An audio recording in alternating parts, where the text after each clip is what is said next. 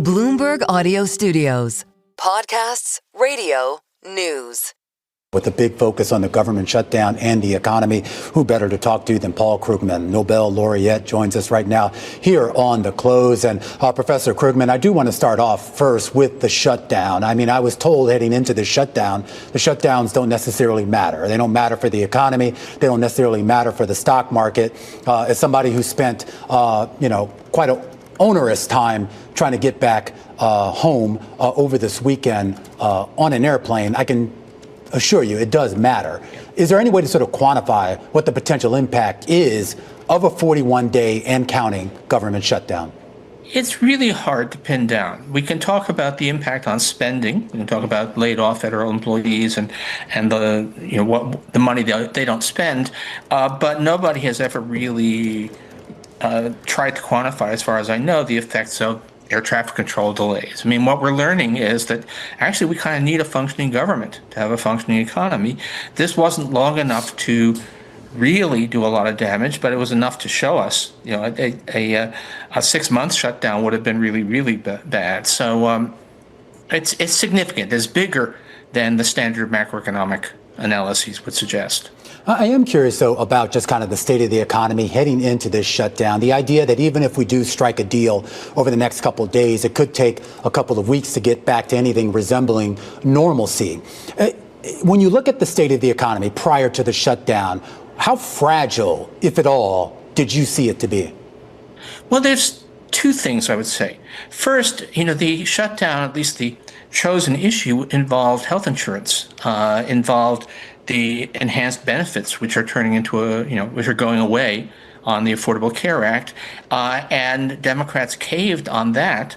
So 22 million Americans who have subsidized Obamacare insurance are about to see, or in the process of seeing, gigantic increases in their health insurance premiums, an average of 114%, according to Kaiser Family Foundation. And that is happening. That's happening despite the fact that the shutdown is over. So that's a pretty big factor. That's a pretty big hit, certainly to the finances of a lot of families, and probably some knock-on effects on the economy as a whole.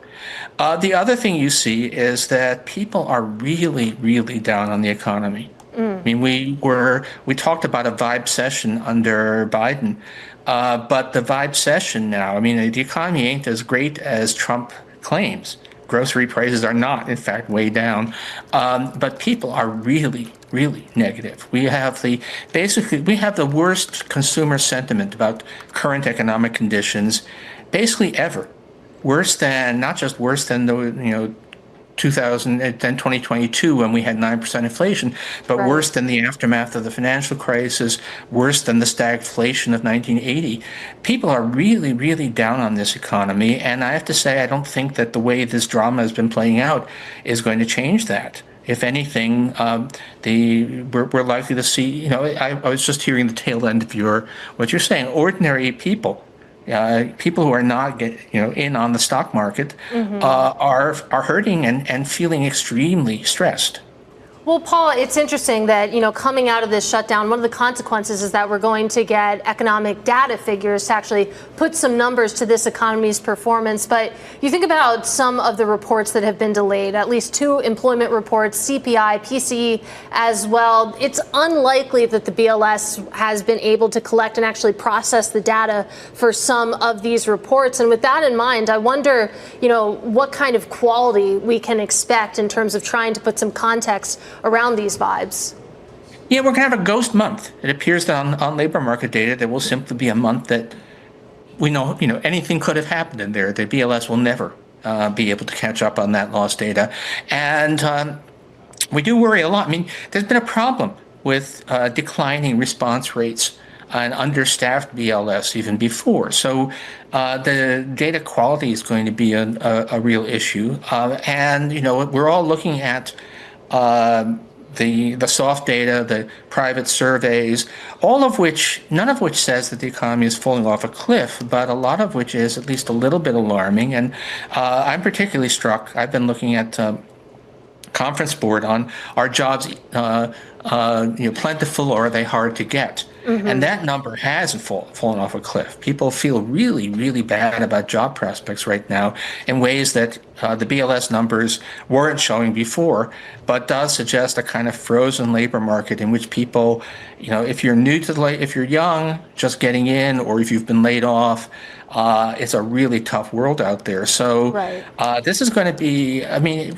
it doesn't look like, September 2008 with everything falling off a cliff, but it does kind of feel like this is starting to feel like a tough economy. And as I said, ordinary people are extremely pessimistic about the state of affairs. Well, Paul, we only have about a minute left with you, but to that point, we saw a social media post from the president this morning saying that all money left over from the $2,000 payments made to low and middle income USA citizens from the massive tariff income pouring into the country will be substantial. The point being that we are discussing these one-time payments, $2,000, these dividend checks, if you will.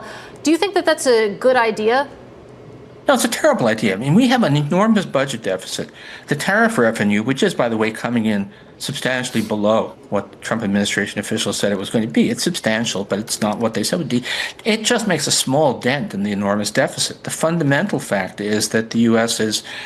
government is spending in ways that, I've been a long-term dove in terms of concerns about federal debt, and I don't think we're facing a crisis anytime soon, but we are certainly running given the absence of a national emergency, given the absence of a pandemic or a war, to be running deficits this large is just irresponsible. And the idea that, hey, we're going to take one source of revenue and use it to hand out money when we're meanwhile going ever deeper into federal debt, that's deeply irresponsible.